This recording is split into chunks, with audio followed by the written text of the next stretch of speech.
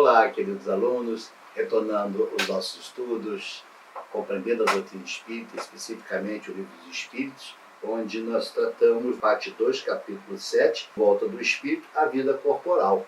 E desta vez nós vamos tratar das faculdades morais e intelectuais do homem. E como de costume, a gente sempre faz uma perguntinha para que vocês possam refletir, formar um pensamento acerca daquilo que está sendo apresentado. E aí nós lançamos a seguinte pergunta: o espírito que apresenta o idiotismo ou loucura tem natureza inferior aos demais? Será que é possível isso? Será que a doença está alocada no espírito ou no corpo físico? Vamos ver? Não se esqueça de se inscrever em nosso canal, ativar o sino para receber notificações de novas postagens. E se estiverem gostando, dá um like pra gente.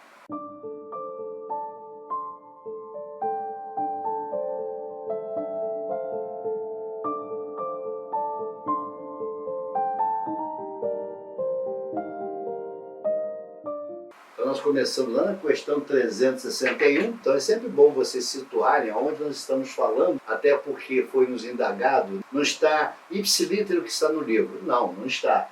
O nosso bate-papo aqui é uma visão ampla de todas as questões, sem pontuar nenhuma delas. É claro, aquelas que julgamos mais oportuna, vamos dissecar mais fidedignamente aquilo que foi escrito.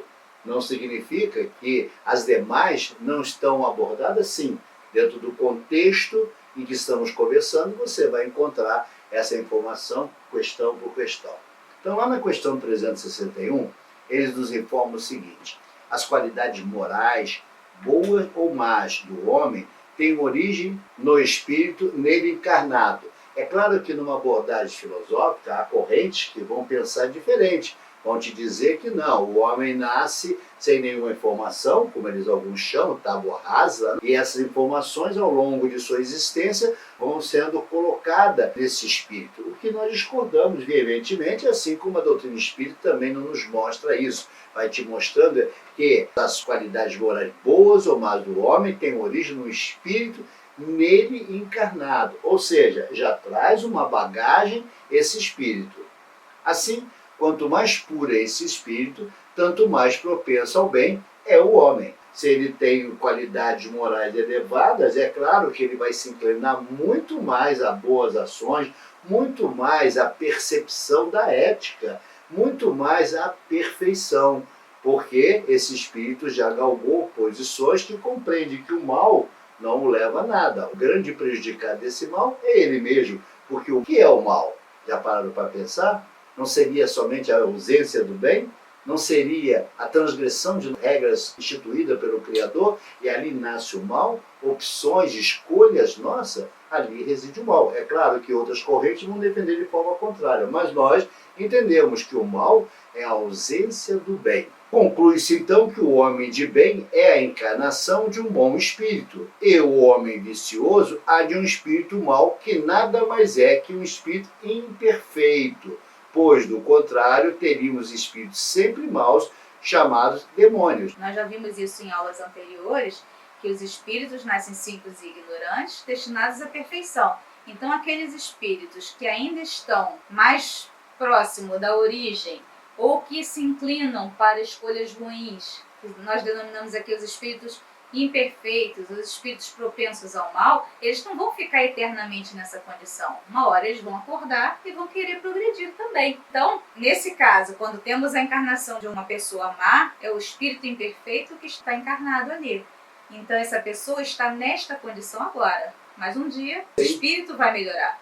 Dando continuidade, lá na questão 366 a 365, o homem não tem em si dois espíritos nele encarnado. Então, as qualidades morais, boas ou más, e a inteligência vêm do mesmo espírito. Isto tem a ver com o grau de adiantamento que haja alcançado. Então, nos é dito com muita frequência que na medida que vamos evoluindo, na medida que vamos reencarnando, que voltamos ao educandário, vamos agregando conhecimento. E quando agregamos conhecimento, nos afastamos do mal, nos afastamos da perfeição. Sim, porque você só vai ao Criador através do conhecimento. A gente vem falando isso muitas e muitas vezes, repetindo. Só se chega ao Criador através do conhecimento. É o conhecimento que te liberta das amarras, é o conhecimento que te liberta das imperfeições, é o conhecimento que te leva da escravização presa à religiosidade, que não compreende ainda a importância de nos tornar espiritualizados e não espíritas, que também é uma bandeira, mas nos tornamos espiritualizados. Essa é a ideia para que o espírito possa, através dessas constantes reencarnações, adquirir esse conhecimento. Então, por esta razão, encontramos espíritos muito inteligentes, mas ao mesmo tempo viciosos, porque inteligência não está ligado diretamente à perfeição moral. Não. Inteligência é a qualidade que esse espírito vai ter na resolução, na compreensão dos problemas que lhe são apresentados. Mas isso faz um espírito moralmente elevado? Não. Nós temos exemplo, a história tem demonstrado inúmeros seres extremamente inteligentes, mas desprovidos de moralidade. Então nós encarnamos para progredir moralmente e em inteligência. Mas esse progresso não se dá ao mesmo tempo. Às vezes avançamos mais no campo da inteligência, às vezes avançamos mais no campo da moralidade, e aí nós vamos desequilibrando essa balança, que vai ser equilibrada no final de nossa jornada. E ele vai nos falar que, apesar de ser um espírito inteligente, ele cedendo à influência de outros espíritos imperfeitos, ele se torna um espírito com pouca consciência, com pouco conhecimento. Note, o conhecimento que nós estamos referindo não é intelectualidade. Não. É justamente isso que ele está te dizendo. Se você não se elevar moralmente, não compreender, não ganhar consciência das leis morais que o Criador, ou melhor, das leis éticas que o Criador colocou, a fim que pudéssemos fazer escolhas no caminho do bem, é claro que eu vou continuar sendo um ser imperfeito. Na medida que eu ganho conhecimento, na medida que eu ganho evolução, na medida que eu ganho essa compreensão dessas leis do Criador, como ela sempre fala, o fato de eu desconhecer a lei da gravidade não impede que eu jogue uma pedra para o alto e ela caia na minha cabeça. As consequências virão. Então, no momento em que eu ganho consciência, que eu entendo que existe uma lei da gravidade, que ao jogar o objeto para cima, esse vai retornar numa velocidade x contra mim, eu efetivamente ganho o quê? Consciência. E quando eu ganho consciência, eu já não jogo mais a pedra para o alto. Eu já compreendo que existem leis, eu entendo as consequências desse ato praticado. Isso é ter consciência. E é isso que nos torna espíritos superiores e espíritos elevados. Então o espírito progride em insensível marcha ascendente, mas o progresso não se efetua simultaneamente em todos os sentidos, como ela nos colocou. Durante um período de sua existência, ele se adianta em ciência, durante outro em moralidade. Então, é uma balança. Ora ele se adianta em inteligência, mas aí ele descobre que precisa de algo. E esse algo reside aonde? Na moralidade. Aí ele vai se adiantar na moralidade em uma próxima jornada. Por isso, esse retorno constante do espírito ao educandário, para que ele possa adquirir essas bagagens, essas experiências, no sentido de trazer esse equilíbrio, inteligência e moralidade. Por isso que falamos que o espírito, ele não só reencarna para expiar suas faltas, mas também se submeter a novas experiências para progredir em moralidade e em inteligência. E é preciso aqui fazer uma ressalva para que possamos entender essa diferença de moralidade e ética. Até tem uma frase que incomoda muita gente. O homem não tem ética, Deus não tem moral. Como assim? Choca, né? Choca, né? Causa um certo espanto quando se fala isso. O homem não tem ética, Deus não tem moral. O que esse autor está dizendo para você? Está dizendo que a moral é uma construção humana. É uma construção feita por convenções humanas. Não significa que as suas transgressões vão te trazer grandes consequências, porque sim, a transgressão de uma determinada sociedade pode ser gravosa, mas para outra aquela transgressão seja perfeitamente normal. E ela é temporal também. Ela é temporal. De tempos em tempos elas vão se modificando e as convenções vão se alterando também. Já a ética não. A ética é divina. A ética é divina, a ética é eterna, são leis imutáveis. As nossas, a moral, essa nós modificamos de acordo com nossos interesses. Quer ver um exemplo? Escravidão. Era ético ou moral? Na época era moral. Mas o homem ético tinha escravo? Não. Não. Muitos homens viveram na época da escravidão e não tiveram escravo. Mas por que eles eram diferentes? Não. Eles eram eticamente elevados. Tinha consciência. Tinha consciência, tinha conhecimento dessa lei e por isso não tinha sob sua propriedade outro irmão. Sim, porque o escravo é um irmão seu. Então, notar essa diferença entre moral e ética? Então, quando nós nos referimos aqui em moral, nós não estamos falando na moral do homem, nós estamos falando na ética divina, nas leis divinas.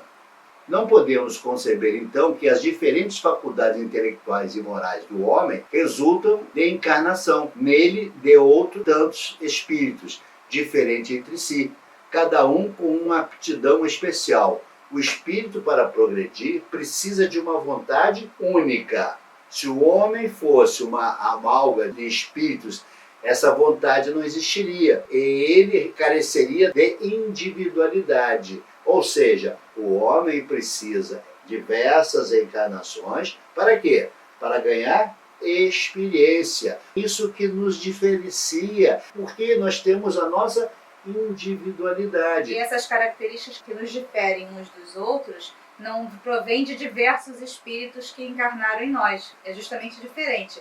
São aptidões que a gente vai adquirindo nas diversas encarnações que a gente vai tendo. Ou seja, o mesmo espírito tendo diversas experiências. E não um ser com diversos espíritos encarnando nele. Esse conhecimento, essa intelectualização do espírito, essa moralidade do espírito, advém do quê? De diversas reencarnações, de diversas experiências. Por isso eu tenho dito e repetido a vocês, errar faz parte? Sim, faz parte. Nenhum de nós aqui pode colocar o manto da perfeição enquanto encarnar e dizer, não, eu não erro. Não, você vai errar.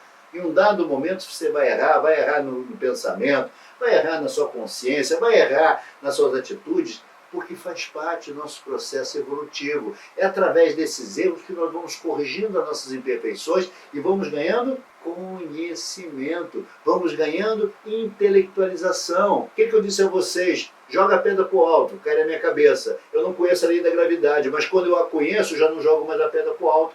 Isso é conhecimento. Lembre-se, no passado nós jogávamos a pedra para o alto. 1, 2, 3, 4, 10 vezes, não tem problema. Até o dia que você ganha consciência e começa a estudar e entender que eu não posso jogar a pedra para cima porque haverá uma força que vai atraí-la em sentido contrário. Ou seja, vai haver uma consequência. Exatamente. E nessa inteligência, da onde surge isso? Da onde essa inteligência? No meu cérebro? Será que essa intelectualidade está presa ao meu cérebro? Alguns acreditam que sim. A doutrina pensa dessa forma?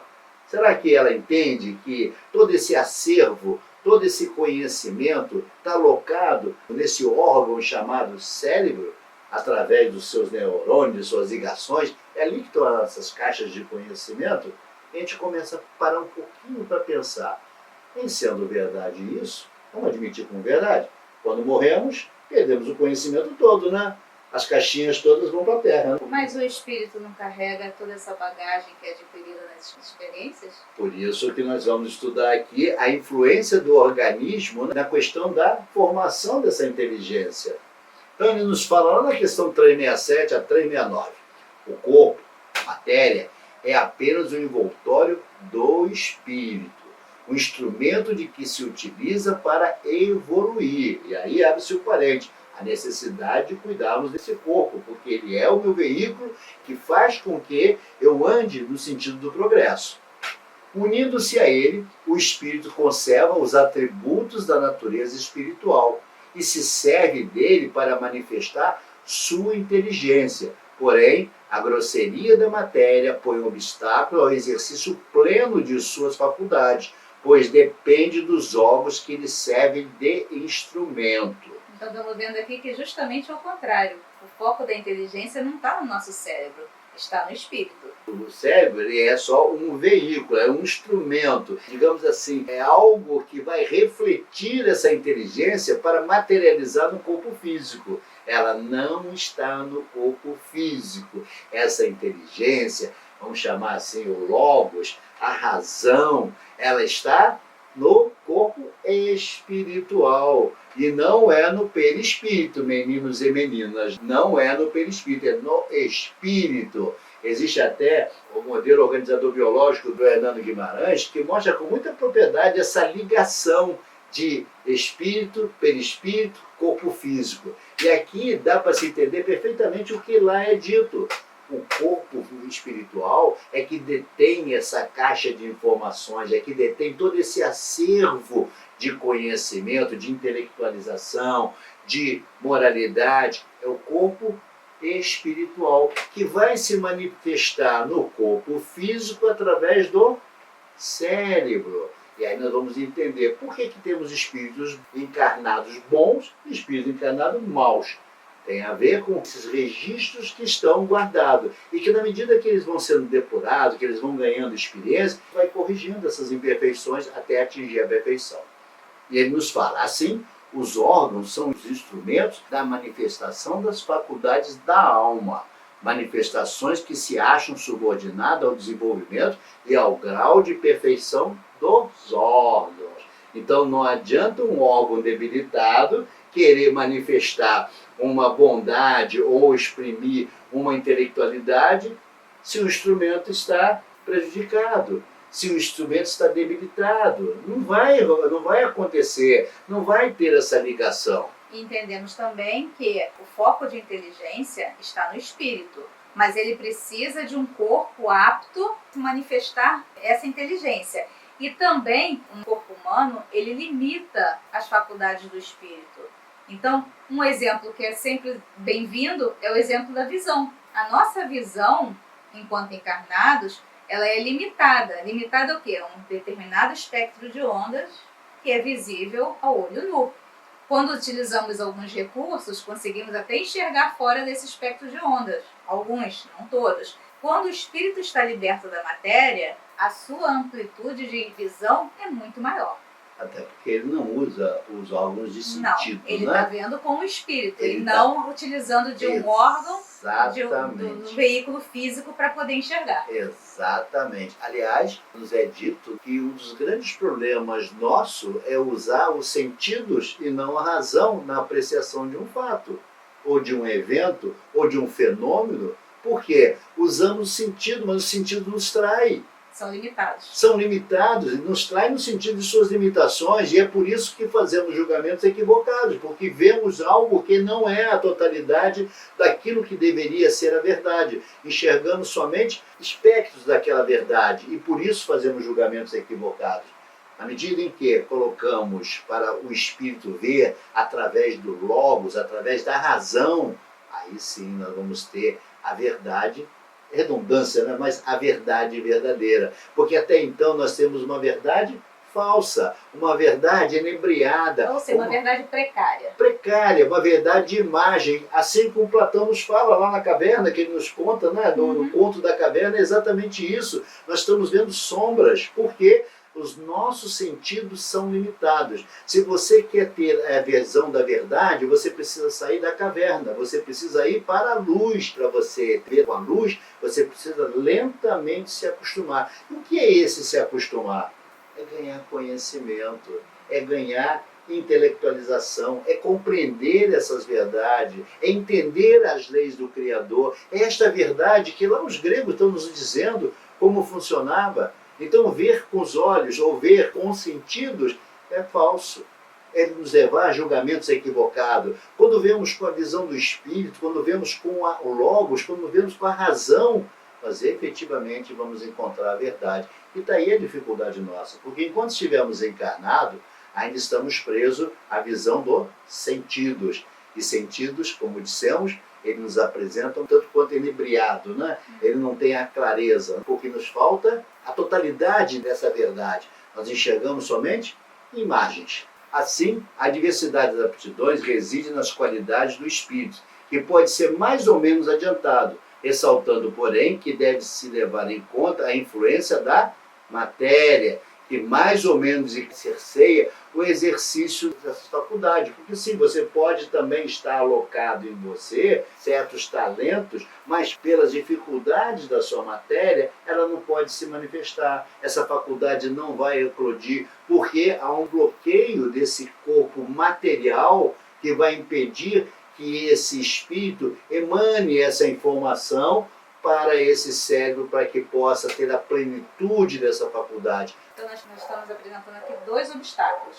O primeiro é a questão de que a matéria em si, mesmo que perfeita, ela já obsta o espírito de manifestar as suas faculdades. Isso. Porque a matéria já põe obstáculos. E também quando a matéria em si é imperfeita, ou seja, quando reencarnamos com algumas imperfeições, é ainda um outro obstáculo para o espírito, que não vai também poder exprimir toda a sua inteligência ou todas as suas habilidades naquele corpo. Pegando o gancho que você está nos falando, vamos tentar responder a nossa pergunta inicial. Vamos abordar o idiotismo e a loucura. Onde está essa deficiência no espírito? O espírito tem a loucura armazenado dentro dele? E aí ele é um espírito inferior aos demais, mas Deus não fez todos nós iguais, simples e ignorantes, destinados à perfeição? Será que essa imperfeição da matéria vai arrastar esse espírito para a eternidade? Vamos ver? São questões que nós chamamos a atenção, porque são questões interessantes de se pensar, interessantes de se refletir. Quantas e quantas vezes assistimos irmãozinhos com deficiência, com debilidades, e criamos preconceitos com esses irmãos, sem entender que ali, nós veremos aqui, muitas das vezes tem grandes gênios aprisionados naquele corpo físico. Vamos ver o que ele nos fala? Lá na questão 371 a 372, tendo em vista que o corpo é instrumento de manifestação do espírito, temos que eles trazem almas humanas, não raro mais inteligentes do que supondes.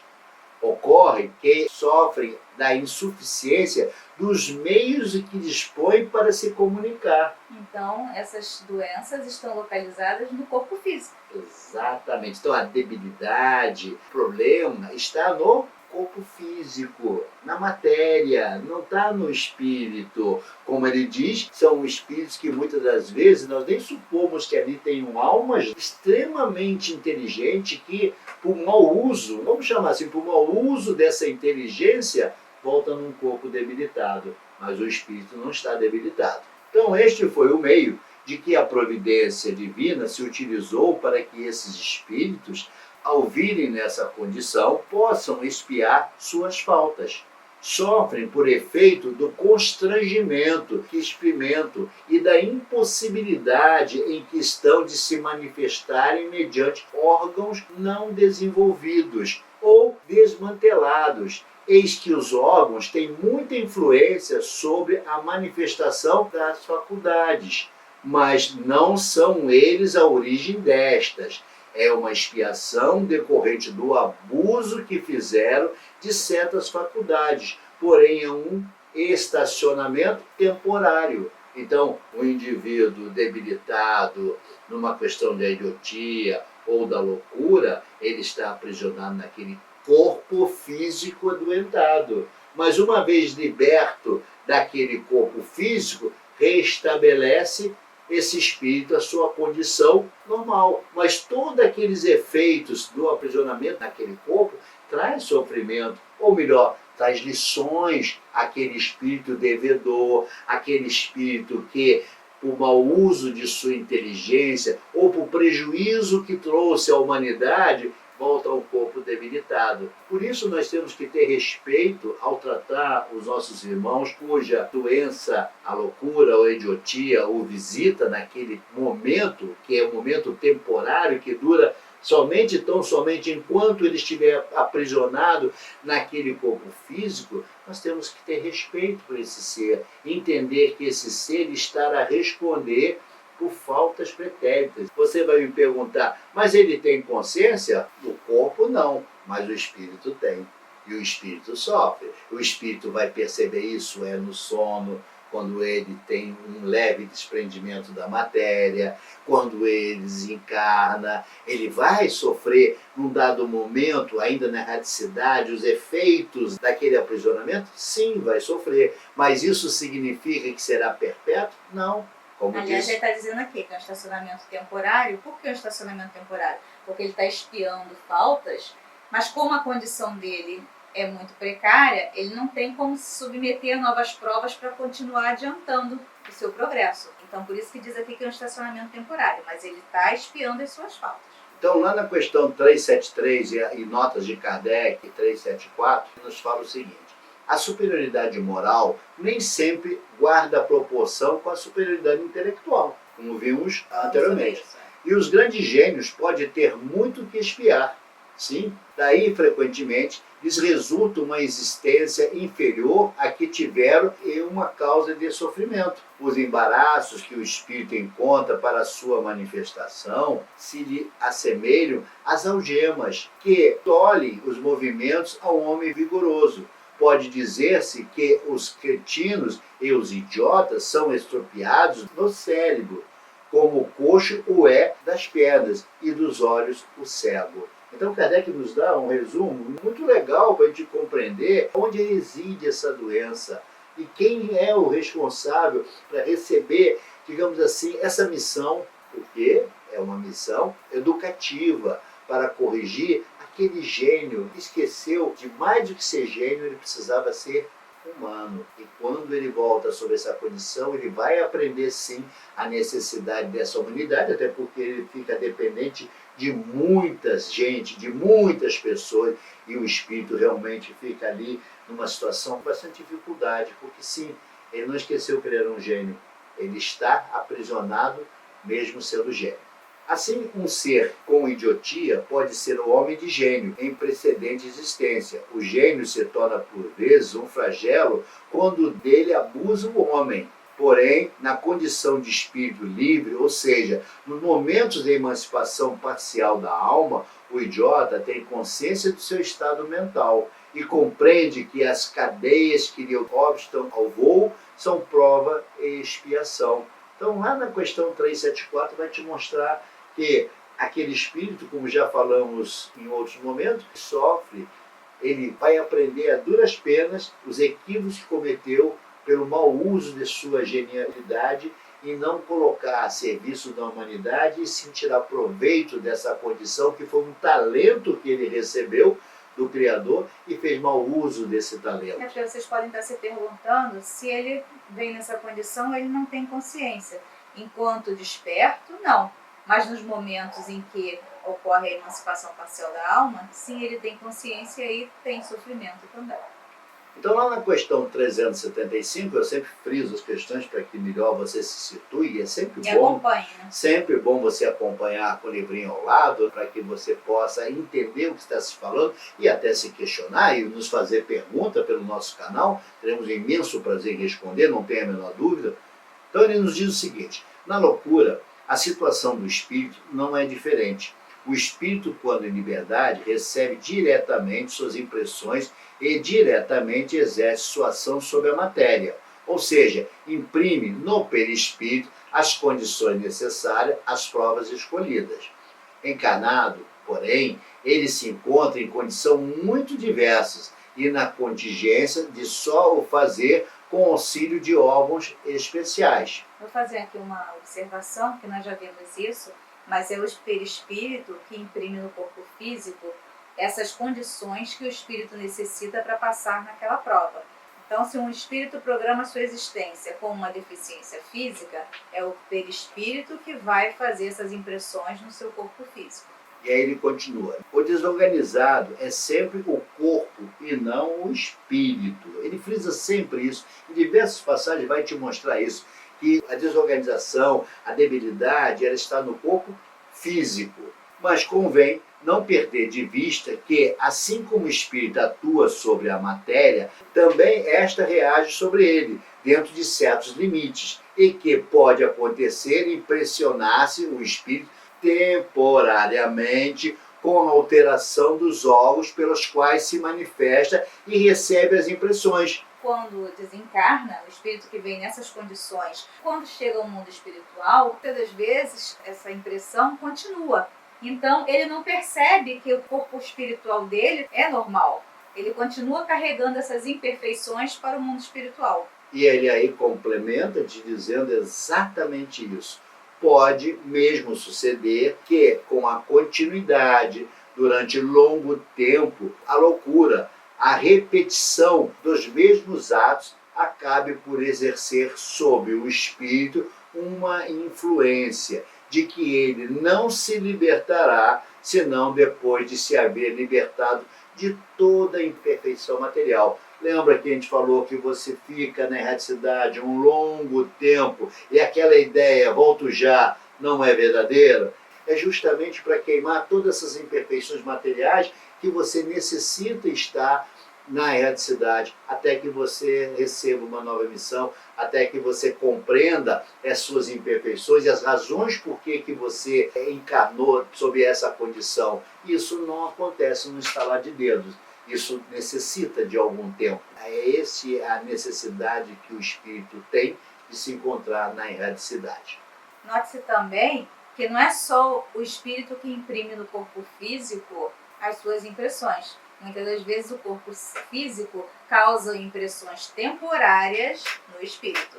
Exatamente. Por isso que falamos da necessidade de estar na erraticidade. E essa imperfeição só vai eliminar quando corrigir as suas imperfeições morais. E ganhar consciência. Ganhar consciência. Então a loucura pode levar, às vezes, o homem ao suicídio, pois busca uma forma de cessar todo o constrangimento e impossibilidade de manifestar-se livremente. É claro, eu já disse e repito, o suicida, ele não quer extinguir a vida, ele quer extinguir o sofrimento, ele quer extinguir a vergonha que ele está experimentando. E que ele, por não ter consciência, não compreendeu que isso faz parte do processo evolutivo dele, faz parte de retornar ao educandário para corrigir a sua genialidade, que ele abandonou por equívoco escolhas que ele fez, e ao invés de servir a humanidade, que é o fim supremo de todos nós, passou a se servir, ou passou a atender interesses de grupos que ovacionavam, que aplaudiam, que faziam carícias no seu ego, que davam lustre no seu ego, abandonou o uso dessa genialidade. E as consequências são essas. Após o desencarne, quando a experiência foi de alienação, o espírito pode ressentir-se durante algum tempo após a morte, até que se desligue completamente da matéria, como já frisamos sobre isso. Como o homem que desperta se ressente por algum tempo da perturbação em que lançara o sono. Então, eu mostrei a você que isso foi tratado, inclusive, na percepção do espírito no mundo espiritual.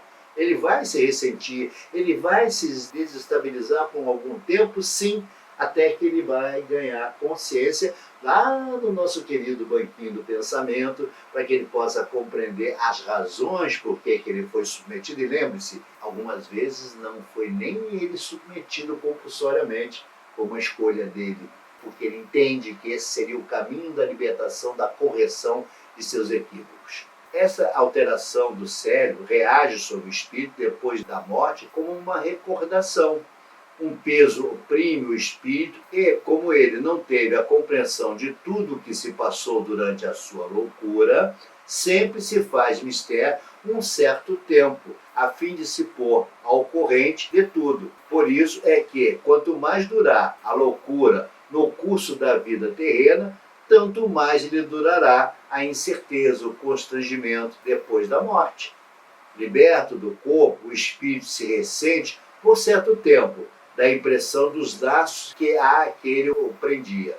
Então, como nós frisamos no início de nossa fala, a doença está no corpo físico, sim, mas ele carrega essa percepção para o mundo espiritual. Volte às questões que falamos lá da percepção do espírito no mundo espiritual, das dores, do sofrimento desse espírito quando desencarna, para podermos compreender essa passagem da questão da loucura, da idiotia, das debilidades mentais que o indivíduo vai sofrer quando encarnado. E ele precisa, sim, quando desencarna, de um certo tempo, e acredite, não é um tempo tão breve quanto alguns pensam, é um tempo longo. Esse tempo vai depender tanto da sua evolução espiritual, até o quanto ele já progrediu, vai depender do quanto tempo ele ficou encarnado com aquelas debilidades, para poder se desvencilhar no mundo espiritual. se libertar também das vitimalizações, entender que ele pode ter escolhido aquilo ou aquilo foi colocado compulsoriamente para que ele pudesse progredir. Então leva um tempo até o espírito se libertar dessas impressões e ganhar consciência. E por mais que a ciência tenha avançado, ela não conseguiu resolver essa questão. Ela não conseguiu trazer uma resposta a essa questão. Por quê? Porque a doença está no corpo material, no corpo físico, e ele não consegue entender que isso tem a ver com resgate, com cumprimento de missão. E na medida que ainda não tem essa ligação entre a ciência e o mundo espiritual, ali tem a dificuldade de resolver essa questão. E dificilmente alguém submetido a uma questão dessa debilidade do corpo físico terá sua cura, porque aquilo ali são algemas, aprisionamento do gênio que fez mau uso de sua inteligência, de sua capacidade de servir. Não esqueçam, nós estamos aqui para o fim supremo de servir à humanidade. Esse é o objetivo. Então, esperamos que vocês tenham gostado, que compreendam que o fim supremo nosso é servir, é fazer a humanidade feliz. É isso que nos cabe a cada um de nós. E quando usamos mal os nossos talentos, quando direcionamos mal os nossos talentos, poderemos vir numa condição dessa. Mas faz parte do processo evolutivo e do progresso, quando o espírito é obrigado, compulsoriamente ou por escolha, voltar ao educandário nessa condição, para que ele possa corrigir as suas imperfeições. Espero que vocês tenham entendido, principalmente a questão da doença, da anomalia, onde reside essa anomalia, que não está no espírito e sim no corpo físico. Lembrando que o espírito, uma vez liberto da matéria, ele recupera, num dado tempo, essa consciência e volta ao seu estado normal. Porque o Criador não é injusto com nenhum de nós. Nos criou simples e ignorante para que a gente atingisse a perfeição. Ainda que o caminho de alguns seja bastante doloroso, vai ter bastante dificuldade, mas o fim será sempre a perfeição. Esperamos que vocês tenham gostado, esperamos vê-los no próximo encontro. Fiquem em paz.